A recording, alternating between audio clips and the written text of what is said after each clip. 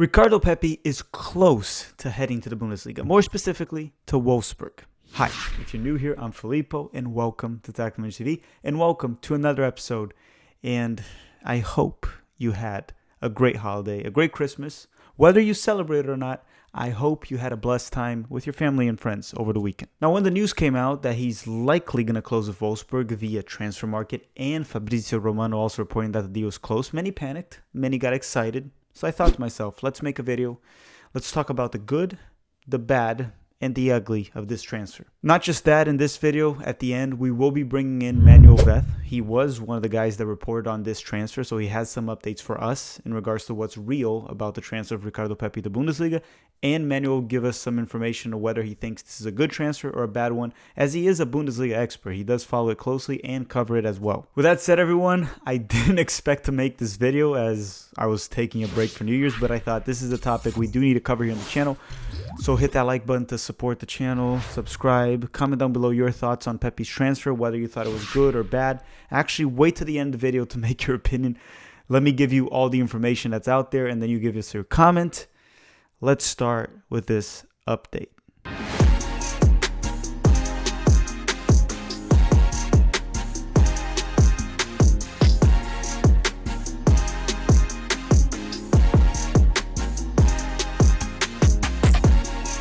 Alright, so before we talk about the good, the bad, or bring in Manuel, let's update on the actual facts of what's going on in regards to this transfer. So according to transfer market information, Ricardo Pepi will be announced from Wolfsburg soon, if not already by the time you're watching this video. The deal would be set a little bit over $10 million paid right away, plus bonuses, which has not been disclosed yet. That can be different once the deal is officially announced, as it has been confirmed, as I said already. Fabrizio Romano has also reported that Pepi is close to getting announced by a Bundesliga club, and he has mentioned Wolfsburg. Now, this transfer, from these values that I talked about, if confirmed, Ricardo Pepi would become the most expensive American MLS homegrown player transfer ever. Okay, so up to date, surpassing the recent transfers of Gianluca Busio, which was $6.6 million, Brendan Aronson, that was just $6 million, which was a bargain if you ask me, from RB Salzburg, and even Brian Reynolds, which was sold at the time for over $7 million.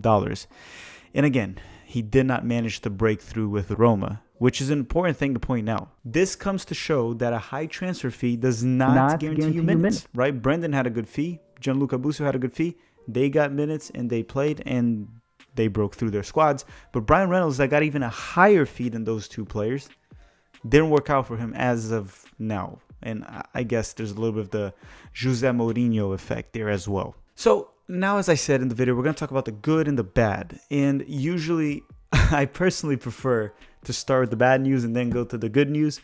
So let's start with what is bad about this transfer. What could be bad? So I'm going to start right away with the elephant in the room, and that's Kofeld.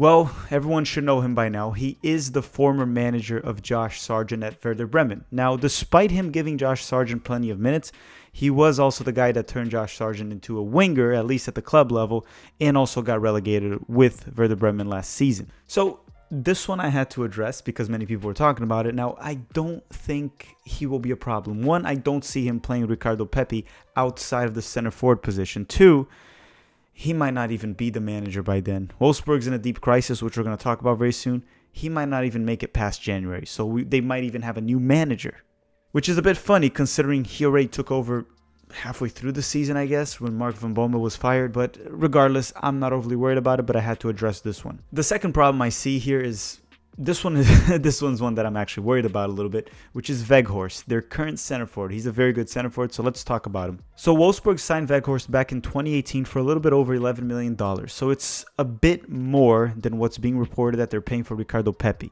Weghorst is currently at his fourth season at Wolfsburg, and for the first 3 seasons, he had 53 goals and 26 assists. So right here, we're talking about a center forward that averages over 15 goals per season and almost double-digit assists per season. So that is a high-quality center forward right there. Now, I do know that he's struggling this season with only 6 goals in 15 matches played.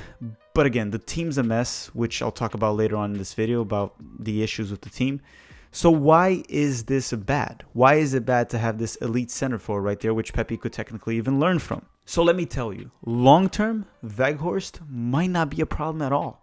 but short term, it can be a big problem. The reason I say he's not going to be a problem long term is because he turns 30 in 2022 while Ricardo Pepi turns 19. But short term, it will be tough for Ricardo Pepi to start over him this season right away, which can hurt his form with the US men's national team, and the World Cup is only 11 months away. But it's fine. You know why it's fine? Because we are full of great center forwards. Oh, God. Yeah, that is a major problem that we have, and we can definitely not afford to have Ricardo Pepi in poor form in 2022. So as a USMNT fan, it does worry me in the short run because him not landing on a team that desperately needs a starting 9 despite their struggles means he'll likely not start right away or maybe not even start for the rest of the season. And I know Wolfsburg is desperate. I mean, they're desperate because they suck, but it's not because of Weghorst. He'll probably still be the starter, at least as Pepi arrives. But hopefully Pepi can take his spot. We'll see. Maybe he's leaving. I don't know. Reason number 3 that worries me is that they're not having a good season. Which later in the video, it will also be one of my positive arguments, ironically. It can often be a bad situation for an 18-year-old to arrive, right? A new country, new league, new system, new teammates, new language, in a deep crisis. Wolfsburg at the time of this recording currently sits in 13th place in Bundesliga, only 3 points ahead of Stuttgart, which is the first team inside of the relegation zone. That is also 17 games into the season, which is already 50% of the Bundesliga matches. For the past 6 Bundesliga games, Wolfsburg has 0 wins, 1 draw, and 5 losses. They only scored 17 goals, which means they're the 3rd worst offense in the league, only ahead of Fürth, which honestly doesn't count, in Armenia. Now, many would say this can be a positive, right? They can't score goals, so Ricardo Pepi would come in and score goals for them. Or a negative, because maybe they're not creating chances. So let's look into one little data that can help us understand if this is good or bad for Pepi. So just to say right away, even though this is the negative section, this is a positive for Pepi. They have 17 goals scored, but the expected goals, the XG stats, is 26.7. So let's just round it to 27, right? So that means they're expected, based on opportunities created, to have scored 27 goals. They are underperforming their XG stats by quite a bit, which means the finishing can improve, and that's where Pepi could come in and help. Yeah, that should have been in the positive section, but what it means essentially is they're creating chances, right? They should have had 27 goals based on the XG stats, and they only had 17. So they're underperforming it, which is something Pepi can come in and fix. So that should have been in the positive section. So I kind of spoiled that already for you guys. And make sure to hit that like button if you haven't already. It really helps us very much. The last negative is that they have had a poor track record with young Americans in a recent past. So recently, essentially, that's what I'm saying, the past few seasons. Kobe Hernandez-Foster, Yuli Yanes, Brian Cayo are just a few names to mention here. And yes, it has not gone well for them at Wolfsburg. I'm not going to dive into them specifically in this video. Now, to me, the only difference here is that they were academy players, and I believe there was no transfer fee for any of them. The transfer fee can help Pepi get minutes at first. Will it guarantee him minutes? No. But the fact that the team is investing money in you leads me to believe they will at least try to develop you and give you minutes. I also think Ricardo Pepi is a bit more talented than the 3 names I mentioned. Even though those 3 names are young, talented players that can still break through, I think Pepi is a higher rated prospect, right? So many people panicked about this. Don't let them scare you. The situations are different. However, Wolfsburg is also not a club known for just playing young players, right? So that could be a negative. That doesn't mean they don't play young players. I'm just saying they're not known for going out of their way to play young prospects. So this pretty much sounds like a nightmare scenario, right? Josh Sargent's former coach. The team is almost going to the relegation zone. They have a good center forward, so he might not get minutes. But there's positives. There's actually many of positives. So now let's dive into the positives. The first positive or good news, if this transfer does happen, is that Ricardo Pepi is challenging himself. Now look, I will never, ever say that a player challenging himself is a negative. Maybe in a few months or years we might say it was a bad move or a bad decision at the time. However, he's going to a top 5 league, to a rich club that is usually pretty good. Besides this season, John Brooks will be there that can help him adjust. It can be bad in the short run, but in the long run, I can only see this benefiting Ricardo Pepi. Plus, he does seem extremely focused, and he will most certainly work harder than ever to earn his spot in this team. Over the long run, this experience and the club he's going to will benefit Pepi, and also probably will benefit him financially as well. But I'm not here to judge or analyze his finances, but it will probably benefit him financially as well. The other positive that can lead to Pepi getting a lot of minutes is one that I talked about earlier in the video as a negative, but it's also a positive. It's that Wolfsburg is not doing well this season. The team is just not producing well. And I talked about the XG stats, but what does this mean? I mentioned that they underperformed the XG stats, and it is a bad environment, maybe, depending on how Pepi arrives. But a crisis can honestly lead to opportunities. After all, wasn't that how Ricardo Pepi got his opportunity with the US men's national teams? We were coming in from 2 draws, our 9s were not performing, so Greg decided to give Ricardo Pepi an opportunity, and he showed up big, and he earned a spot. Plus, the fact that they're struggling can lead to Pepi getting many opportunities and minutes right away, even if it's off the bench. And we know how talented Pepi is, so maybe just a few minutes might be enough for him to earn a spot. Okay, so this could be a positive, and it could lead to him getting a lot of minutes. Okay, there's only one more positive that I want to talk about before we bring in Manuel Veth to talk about it himself. By the way, we also have a podcast with Manuel Veth, Unsackable podcast. I'm putting it on the description, so go check that out. The other positive, or the last positive I may say, is the transfer fee. Look, in the past, Wolfsburg had invested big money in players, developed and sold them, and one of them even became world-class, such as KDB. Kevin De Bruyne came to Wolfsburg for roughly $24 million. Julian Draxler also joined Wolfsburg for $45 million. So yes, that makes Ricardo Pepi's fee sound somewhat small, right? 24 million, 45 million, they only pay for him 10, 11 million, so it sounds small. However, it is not the case. Over the past 5 seasons, the most expensive signing Wolfsburg made was John Brooks, and that was around $19 million. The most expensive transfer range, right? The most expensive players' transfer range they had the past 5 seasons was between $10 to $18 million.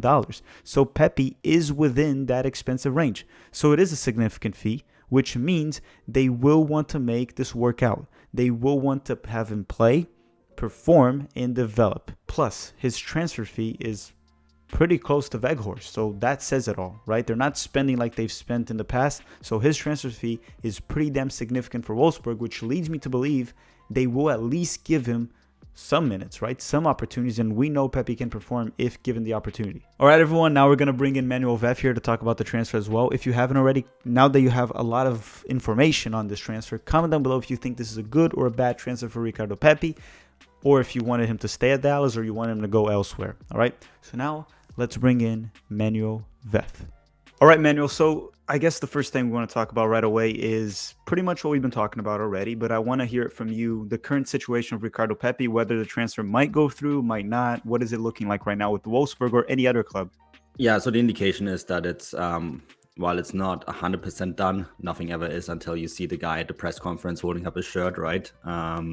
That's when we do our famous done deal texts on Transfermarkt and shoot out the done deal graphic on Instagram and Twitter. But yeah, it's very much, a complete transfer. Wolfsburg have made an offer that Dallas found acceptable.